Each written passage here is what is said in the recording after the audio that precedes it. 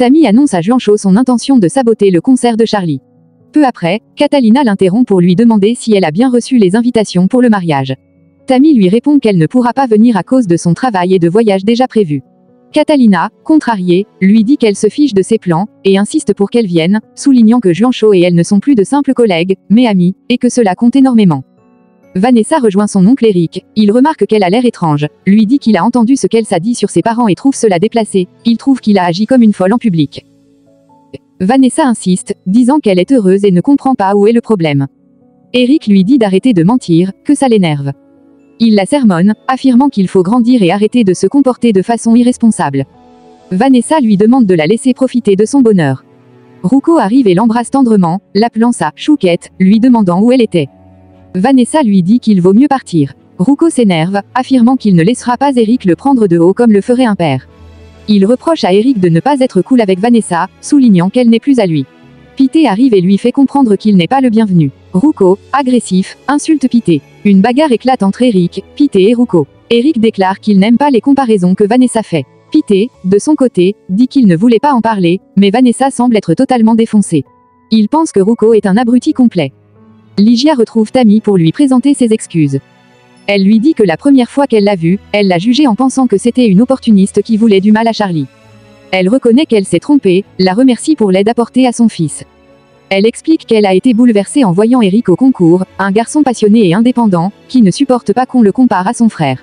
Elle pense que lorsqu'il aura du succès, Charlie le soutiendra malgré tout, car il a un grand cœur. Tammy fait une demande, elle ne veut pas que Charlie sache que c'est elle qui a produit Eric. Ligia lui demande pourquoi elle l'a fait si elle craignait des conséquences. Tammy répond qu'elle n'a pas pu se retenir, qu'elle a entendu Eric parler et n'a pas pu le sortir de sa tête. Elle l'a alors envoyé vers Juancho pour qu'il ait une chance. Elle conclut en disant qu'elle préfère que Charlie la prenne autrement. Ligia promet de ne rien dire et la remercie. Eric décide de se couper les cheveux. Tammy lit une lettre ancienne envoyée par Juancho. Elle est émue. Dans cette lettre, Juancho l'appelait sa petite sirène, lui confiait qu'il ne pourrait plus jamais lui dire certaines choses, mais qu'il devait le faire pour avancer. Il affirmait qu'elle avait été sa meilleure amie et la seule femme qu'il avait sincèrement aimée. Elle pleure en regardant l'invitation au mariage de Juancho et Kata. Rema questionne Vanessa. Elle lui reproche d'avoir bu de la bière. Vanessa répond qu'elle n'a pris qu'une bière et qu'elle ne comprend pas où est le problème. Rema s'inquiète, elle demande si sa fille a repris de la drogue. Vanessa nie catégoriquement, dit qu'elle a seulement mal à la tête. Elle reproche à sa mère de ne pas la laisser tranquille, de ne pas comprendre à quel point ce qu'elle vit est pesant. Elle affirme qu'après tout ce qu'elle a entendu chez eux, il n'est pas étonnant qu'elle se sente mal. Juancho, en discussion avec Tammy, lui confie qu'il se sent mal, non pas pour Charlie lui-même, mais pour sa famille. Tammy partage ses inquiétudes, notamment pour Emma et Vanessa. Ils évoquent les annulations de sponsors, la chute des préventes du concert, et réalisent que Charlie est en train de provoquer sa propre chute. Juancho demande à Tammy d'être prudente, de ne pas se faire découvrir. Tammy lui assure qu'elle sait se défendre. Elle voulait lui poser une question, mais elle est interrompue par la sonnerie de téléphone de Juancho. Elle l'encourage à aller rejoindre Catalina. Ligia découvre la nouvelle coupe de cheveux de Eric. Il lui demande son avis. Elle tente de le rassurer. Elle avoue qu'elle s'inquiète pour Charlie et les filles. Elle dit qu'elle n'a eu aucune réponse de Charlie. Emma, en revanche, a appelé le matin pour lui demander si les filles étaient avec eux. Ligia ne lui a pas dit qu'elle s'inquiétait pour Vanessa, à cause du petit copain. Lui suggère d'en parler à Vanessa. Il dit qu'il va devoir affronter une conférence de presse et dire qu'il est le fils de Manine et le frère de Charlie. Ligia l'avertit que si Manine ou Charlie voient l'interview, cela pourrait être explosif. Eric dit qu'il s'en moque, mais qu'il devrait tout de même en parler à Charlie. Il essaie de l'appeler, mais ne le trouve pas. Il lui laisse un message urgent en demandant qu'il le rappelle. Charlie, ivre, appelle Tammy. Il lui reproche de ne pas avoir répondu à son message. Elle s'excuse, dit qu'elle a laissé son téléphone dans la voiture et s'est couchée tôt. Elle ajoute qu'elle va au bureau et qu'ils pourront se voir là-bas. Kata demande à Juancho s'il est au courant de ce qui arrive à Charlie.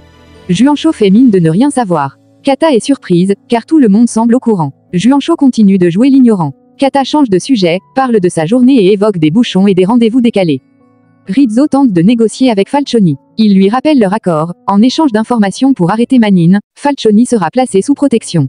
Falcioni accepte et donne l'emplacement de Manine, qui se trouve dans une laverie. Il part avec les forces de l'ordre.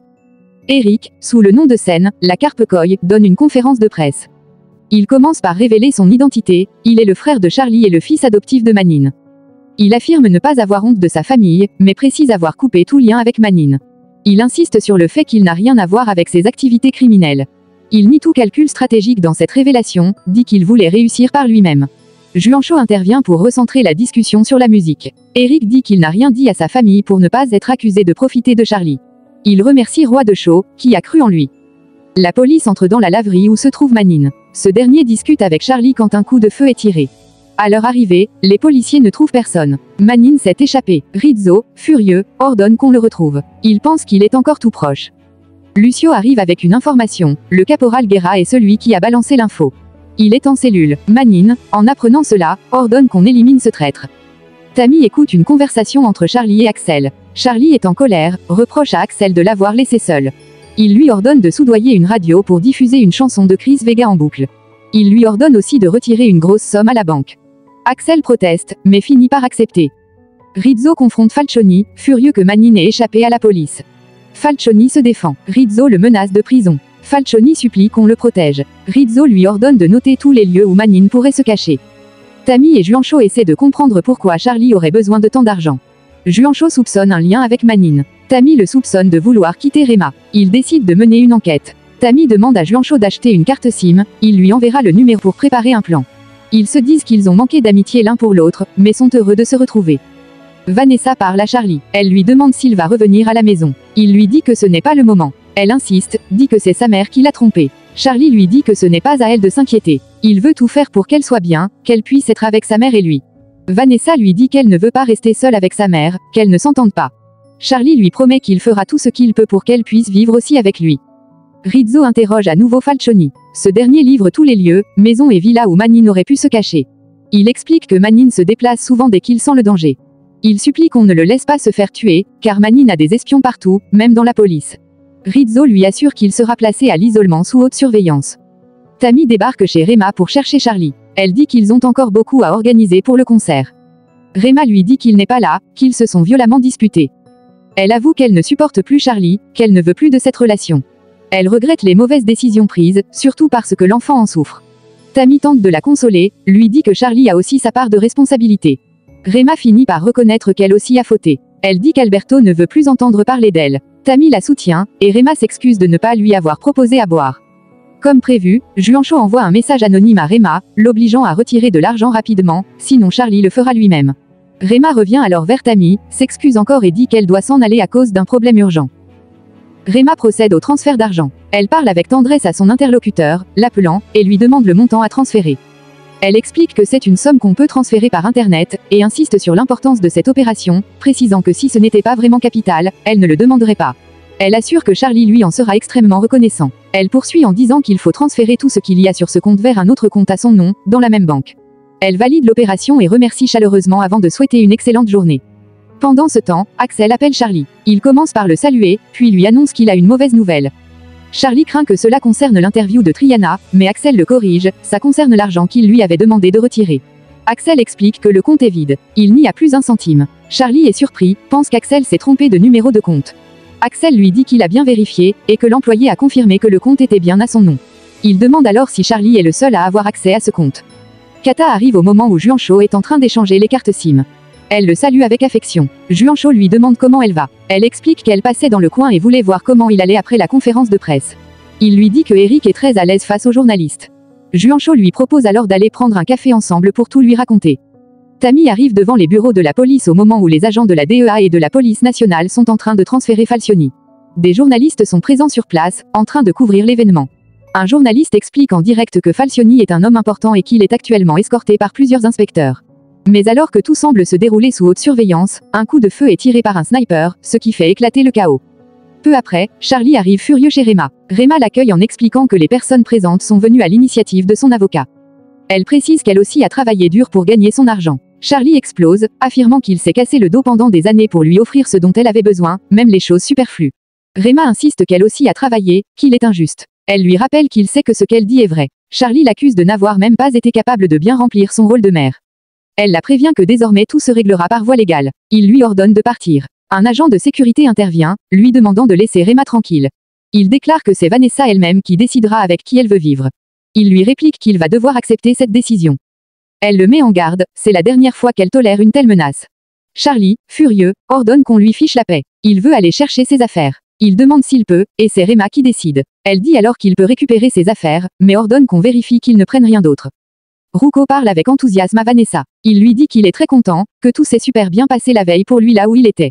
Il lui révèle qu'il a vendu pas mal de marchandises. Vanessa lui demande si c'est pour lui-même, mais Ruko lui répond que non, c'était pour eux deux, qu'il le fait pour son petit sucre d'orge, et que tout ce qui est à lui est à elle. Il continue en disant qu'il pensait à quelque chose, avec tout l'argent qu'il s'est fait, pourquoi ne pas se faire plaisir et aller à la mer. Il lui dit que ça leur ferait beaucoup de bien. Vanessa réagit avec enthousiasme, elle lui dit qu'elle adore la mer. Elle lui raconte qu'elle a grandi près d'une plage, qu'elle y allait souvent avec sa mère pour bronzer et passer du temps en famille, mais que maintenant c'est fini car elle ne vit plus là-bas. Voyant qu'elle semble un peu nostalgique, Ruko lui demande de ne pas être triste. Il lui dit que s'il était resté là-bas, il ne se serait jamais connu. Vanessa lui donne raison. Elle conclut que l'important, c'est qu'ils soient ensemble et que oui, ils peuvent aller à la mer. Elle lui demande alors quand ils iront. Ruko propose d'y aller tout de suite, maintenant, sans réfléchir. Il lui dit que la vie est trop courte et qu'il faut en profiter à fond.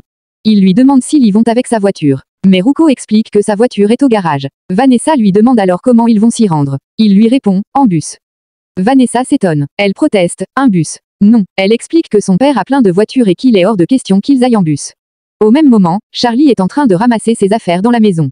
Il est furieux. Il s'apprête à partir mais prévient qu'il ne va pas en rester là. Il dit qu'il va engager les meilleurs avocats pour faire en sorte que Rema se retrouve à la rue, comme elle le mérite. Puis il s'en va.